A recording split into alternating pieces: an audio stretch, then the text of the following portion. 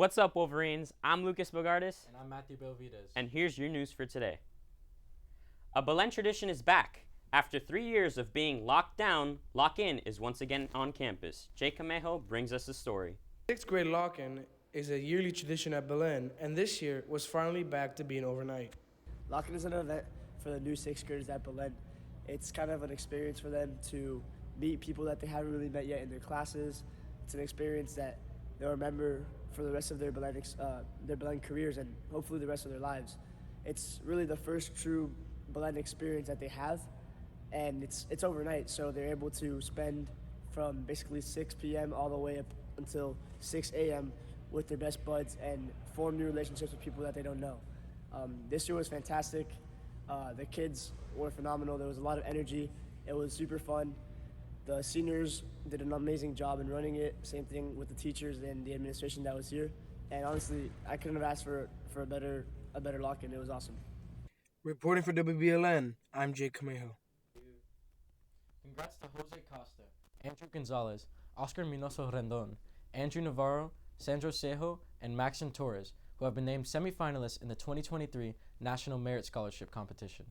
These 6 seniors have an opportunity to continue in the competition for over 7,250 National Merit Scholarships worth nearly $28 million that will be offered next spring. Good luck, boys. Of the first exhibition of the academic year concerning the spiritual selections from the Mosquera collection. The gallery will be featuring artworks from the vast collection of Belen alumnus Arturo Mosquera, class of 71. Luis Martinez tells us more. For the first time this academic year, the Saladrigas Art Gallery is hosting its first showing. We spoke to Mrs. San Juan, the humanities director, about the importance of this showing. Well, the first thing I can tell you about the show is that it's called Concerning the Spiritual, Selections from the Mosquera Collection. And all the works that are in the gallery are all from the collection of a Belen alumnus, Dr. Arturo Mosquera. He's class of 71. So I think that makes the show really special. He has thousands of works in the collection, the Celisa and Arturo Mosquera collection. They have thousands of artworks, and they've loaned about 90 for this show. So I think that that's very special. All the works have been selected with the theme of being spiritual, either to the collectors or in terms of the theme of the work or the motivation of the artist. So that's also something that makes it special to be in this setting. One of the things, there's a couple of things I really hope students get from the show. One of them, of course, being an art history teacher, is that students get more exposure to art. They're going to see paintings in here and sculptures and installations. There's video art, so all sorts of different media.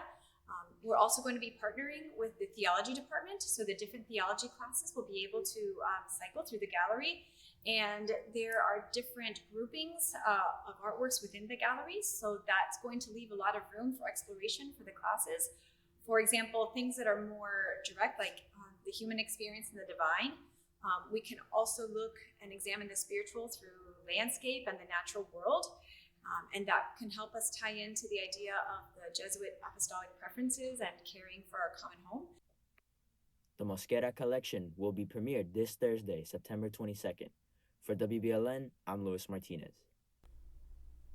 Crews from the U.S. Coast Guard are assessing the damage in Puerto Rico Tuesday in the aftermath of Hurricane Fiona. We reached out about the hurricane to our brother school in Puerto Rico, El Colegio de San Ignacio. Mr. Juan Alberti detailed how the San Ignacio campus sustained minimal damage, while it was the southwestern area of the island that was extremely damaged. Most of Puerto Rico's 3 million plus residents were left without power and water in the wake of the storm. The governor says it may be late Wednesday before power is restored, possibly longer in the hard-hit southern region of the country. The storm pushed rivers to overflow, flooding homes and streets in the area. The flooding has now triggered mudslides, blocking some roads leading from coastal regions to the inland. Officials say the island hasn't seen this much damage since Hurricane Maria hit the island 5 years ago. Fiona has killed at least 5 people across the Caribbean so far, 2 of the victims in Puerto Rico. A star takes a fall, a treasure is unearthed, a lifelong love is celebrated. Matthew Barturin has all this and more. The song says to catch a falling star and put it in your pocket, but this falling star didn't get such a soft landing. Rapper Post Malone bruised several ribs, according to his manager, after falling into a hole during a performance in St. Louis on Sunday.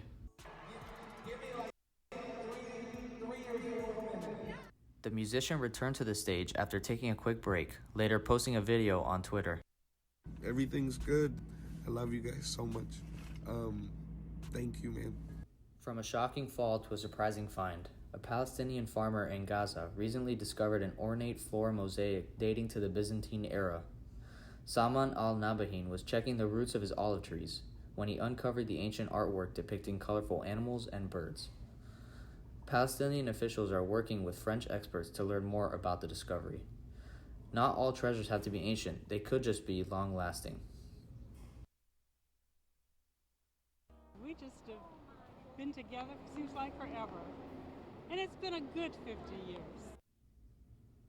Some 300 couples celebrated 50 years of marriage at Holy Name Cathedral in Chicago, renewing their vows and marking the decades of lives shared together. We may not be lucky at cards, but we're always lucky at love. For better or worse, these lovebirds have stood the test of time. Sense of humor is very important. And I learned one thing, she's always right.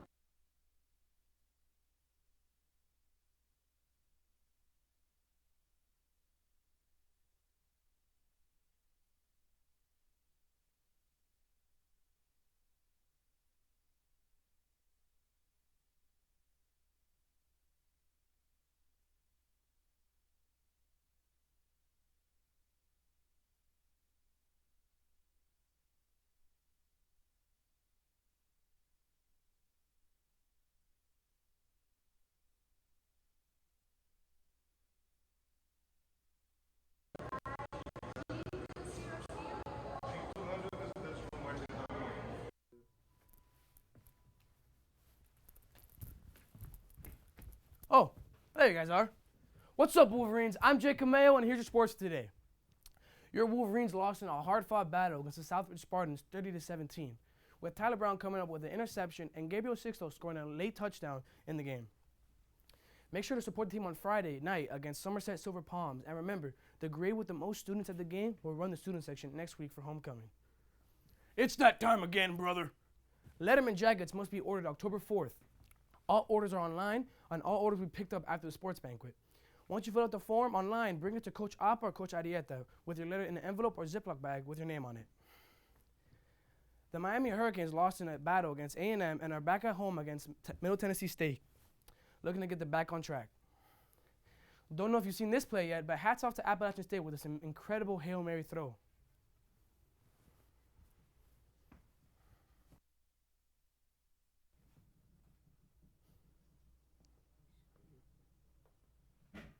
All right, I'll watch it.